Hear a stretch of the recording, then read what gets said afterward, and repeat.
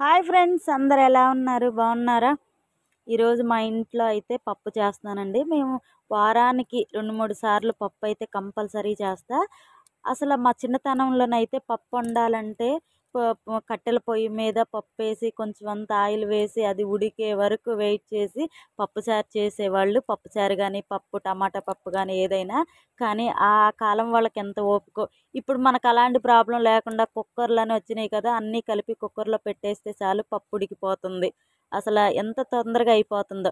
వంటల కల్లా తొందరగా అయ్యేది ఏంటి అంటే నాకు ఈ పప్పు ఒకటే కనిపిచ్చిద్ది. అందుకనే కంపల్సరీగా వారంలో 2 సార్లు, 3 సార్లైనా ఈ పప్పు అయితే చేస్తా. అర్జెంట్ పని మీద ఎక్కడికన్నా ఎళ్ళినా గూడా ఈ పప్పు అయితే చేస్తానండి. ముఖ్యంగా ఈ పప్పు గురించి చెప్పేది ఏంటి అనంటే పప్పు టేస్ట్ రావాలి అంటే నేనైతే ఎక్కువ మెంతిపిండేస్తా. మెంతిపిండి, ధనియాలు వేయించుకొని, నూరుకొని పప్పులో వేసుకుంటే టేస్ట్ అయితే చాలా బావుంటది. నా వీడియో నచ్చినట్టయితే లైక్ చేయండి, సబ్స్క్రైబ్ చేసుకోండి ఫ్రెండ్స్.